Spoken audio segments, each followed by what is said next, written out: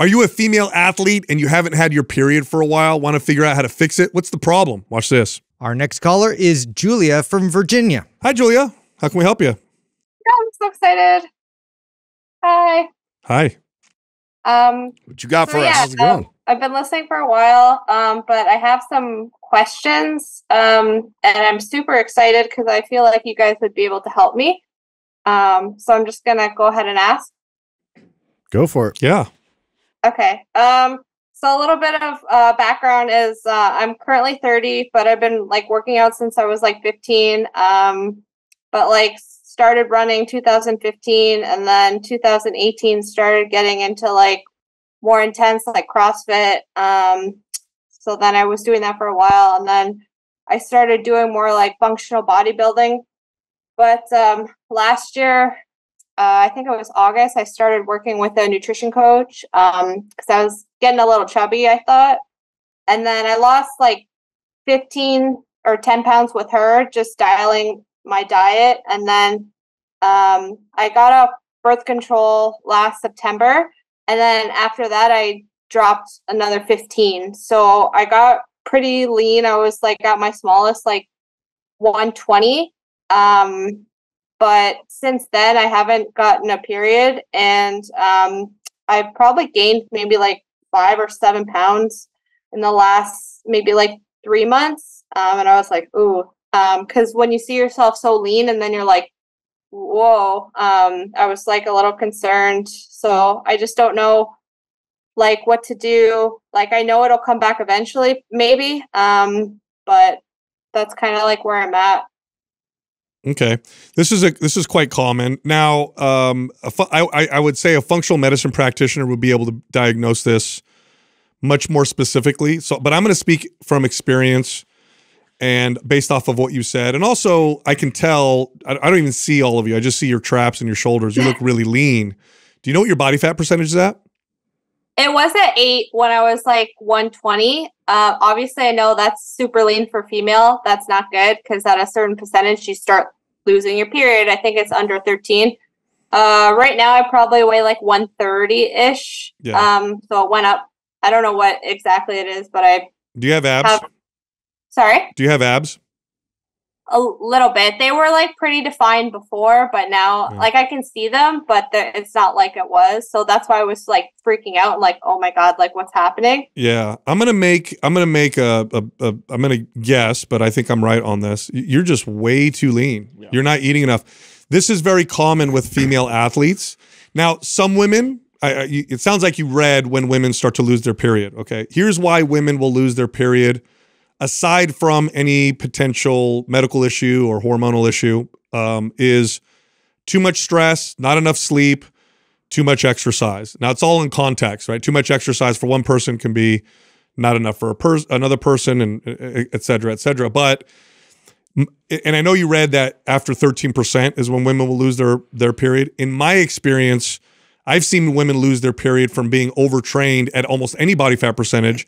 And then just body fat percentage alone, I'd say a decent chunk of the women that I've trained will start to lose their period or become irregular below 16%.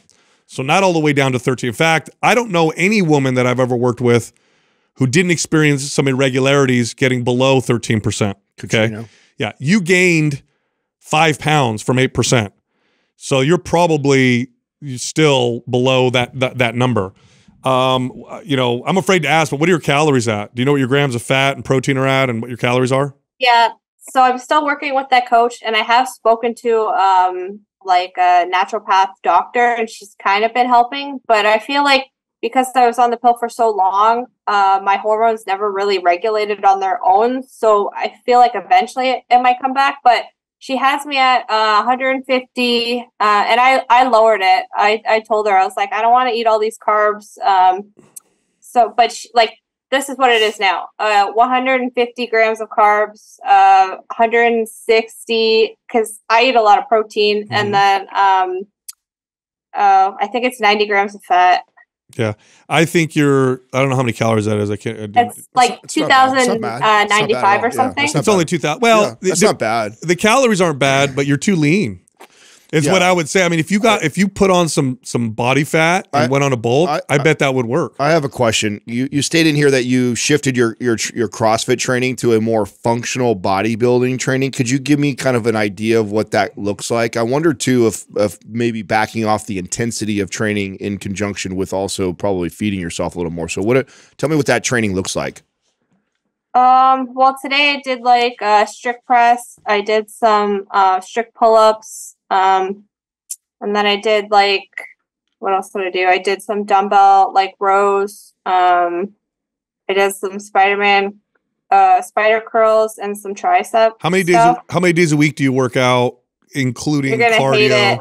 It's like every day. Yeah. Let me finish. I want to hear it. So, and when you train this way, are you like standard 2-3 minute rest periods? Are you doing it more like a circuit? Are you doing anything in between, like jumping rope and shit, or is it like straight bodybuilding training?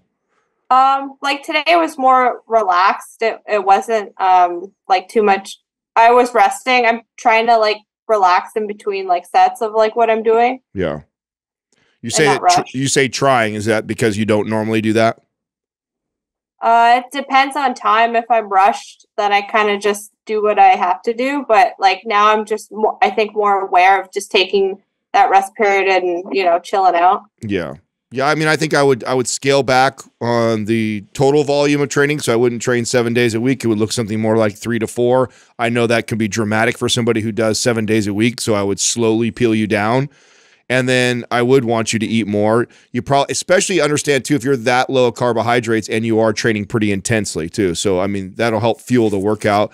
And then how long has it been since we've been off the pill? A year. It's been a year. Yeah, but sometimes it takes that long. Yeah. Especially if you haven't increased the body fat and calories and laid off the intensity. Julia, can you share any blood work that you've done recently? Any Yeah, so that was the thing that the last few months I was trying to work on.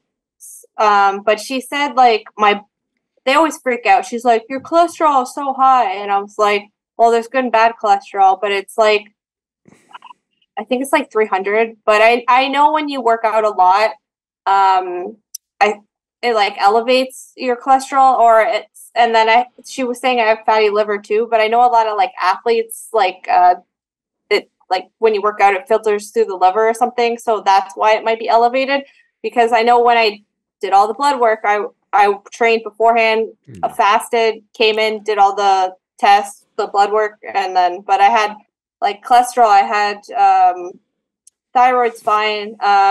Like all the other things that would show signs of like premenopause are not there. So I wasn't like worried when she's like, oh, you're fine about that. It's just like, your cholesterol. And then she looked at magnesium and that's fine.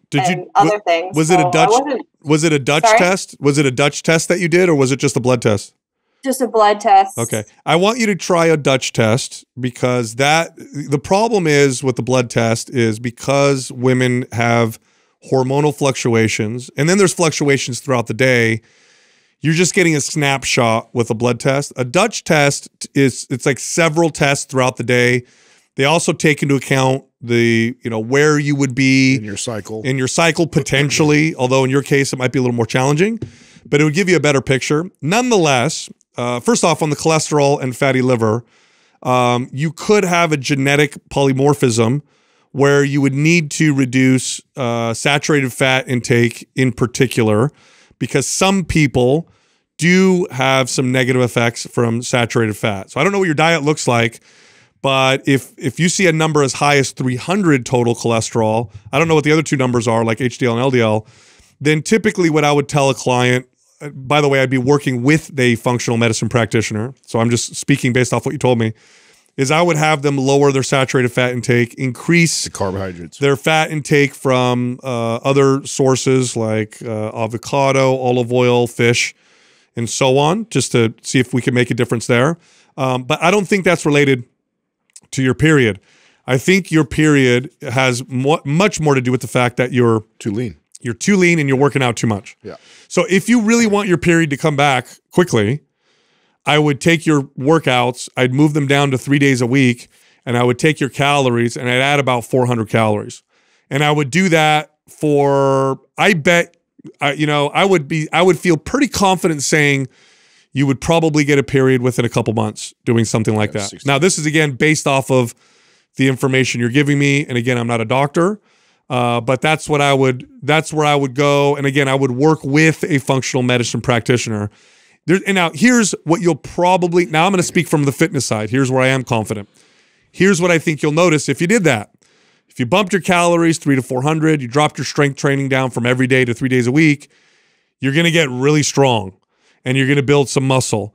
And your body fat percentage is going to go up a little bit, but you're so lean, you're probably going to like the way it looks and the way you feel.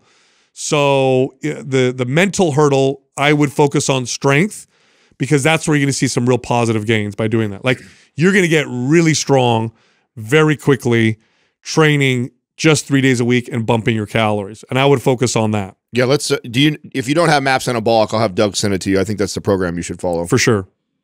Yeah, I was looking at your guys' programming, but I didn't know which one I should follow. Maps But Anabolic. yeah, Maps like, Anabolic. Okay. Yep. That's Yeah, and do the We're 3 day a gonna- week version. Yeah, we're gonna send it to you.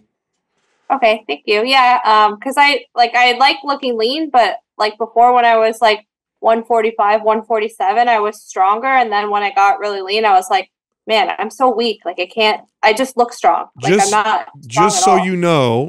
you know, for other people looking in, if you have strength and muscle and your body fat percentage is between 18 to 22%, to everybody else, you look incredible. You look fit, you look sculpted, you have incredible shape.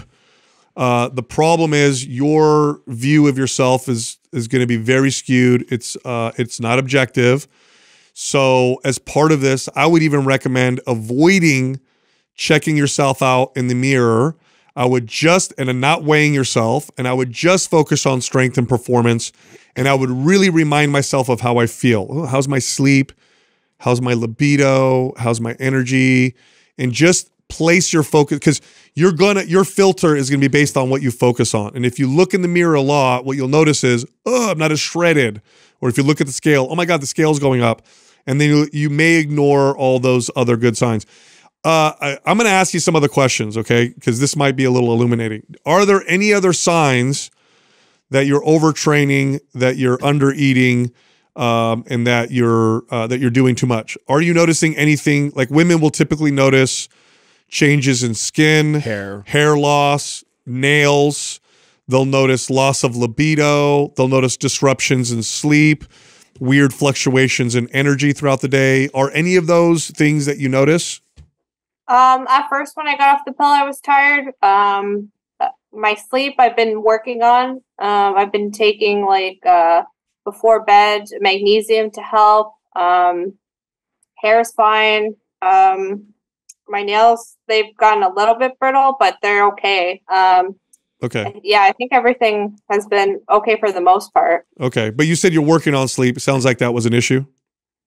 Kind of, yeah. I wasn't sleeping solid, but even now, sometimes I wake up and I have a hard time going back to sleep. But I feel like since I started taking magnesium before bed, it's been a lot better. Yeah. So if you do what I ask, if you do the 3 days a week, you bump your calories a few hundred, you'll probably notice within a few weeks improvements in all those things. Look, worst case scenario, Julio, okay? Worst case scenario. You'll gain a little body fat and it didn't work. You go back to do what you were doing before. I don't think that's going to happen. I think what's going to happen is you're going to have some huge revelations and you're going to be like, holy cow, I was totally overtrained. It's hard to see it when you're in it, is what I'm trying to say. Yeah, like I know I overtrain. I run and I swim too. In the wintertime, I was swimming 3 days a week. Yeah, Jesus Christ. I was looking for that. Yeah, I didn't get it by asking. I'm even more confident. I'm even more confident. Yeah, it's a combination of just the low calories, low body fat percentage, and intense training. Too much. You move the other direction in all three of those, and you're going to see a positive benefit. Lay off the intensity in the training, lay off the total volume in it, increase some calories, add a little bit of body fat percentage, and I feel pretty confident you're going to start seeing you'll start seeing a difference and feeling a difference within 2 to 3 weeks right away. And I think, like Sal said, within a few months, hopefully we have our period back. Yeah, if you want to do this quickly, do what we say. If you want to drag this out, then go ahead and slowly chip away at it. But if you want to make it happen and see what the deal is, what do you do for work? Well, I was working retail, but now I enlisted in the Army. Okay. Yeah. Yeah. Okay, listen. That means you're probably the kind of person that looks at a goal and tackles it. So let me ask you this. Can you do anything for 60 days? Can I? Yeah. Do you have the will and the capacity? Good. Do this for 60 days. It's a challenge. Can you do that? The diet, like the training is going to be huge. That's like, right. I know. Can you do it? I'll try, but I'm already stressing about it. Go for a walk instead. Listen, put an audiobook in and listen. Go, There is no try, there is only do. That's a famous quote from Yoda. But seriously, can you do this? Will you do this? You're on camera. Everybody's watching you right now. Can you make the commitment? If you can't, I understand. But if you can, do it now. Okay. I'm going to try. Okay. Because I know it's important. I need to get it back as much as it's nice not having to deal with that stuff. All right. So. Look, we're going to put you in the forum too, Julia, because I want you to check in with us when you feel like you're slipping backwards.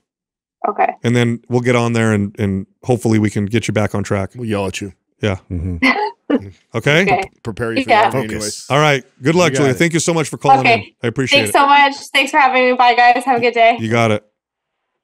Yeah, it's a little side story. I had a client once.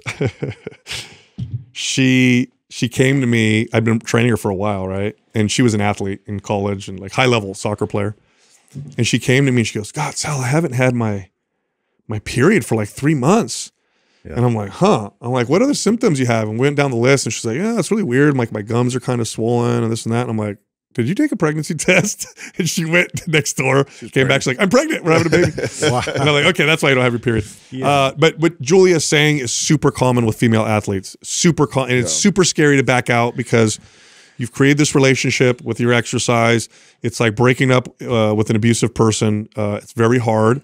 But once you do and you get out of it, you're like, "Oh my God, this is incredible." You actually see this a lot in the CrossFit community. A ton. Because you have these super athletes that are highlighted on television that you see that have these amazing bodies and they're super strong. And so then you get the average person who's not competing in the games who wants to look like that and train like that. And then so in order to look that way and get that lean, they have to diet. Yeah. And then they diet really low while they're training like an athlete because it is a sport. And this happens all the time. I hear it all the time. From I want people to understand. That's why I wanted to know her training. I knew. Yeah. And she like literally the whole paleo conundrum they were in too. I knew she literally didn't tell you all. I know because she knows. I know she traded CrossFit for she was her withholding own CrossFit. a lot of. She was withholding a lot of exercise regimen that was still out there. Like, she's like, I knew it. She's like, "Oh, I lift weights every day." Yeah, when she was listening, I'm like, "That doesn't." I bet you don't. And she said, "I'm trying." She's in the Army. You don't think they do PT like every day? Yeah. You know, like. So she's freaking. There's a lot there. She's training intense. It's a challenge, and I do want to make this statement right now: extreme high performance is not health. Okay, fact. So when you look at these athletes that are performing at super high levels, they are not at their best health. That's just the trade-off that you make when you get to that level.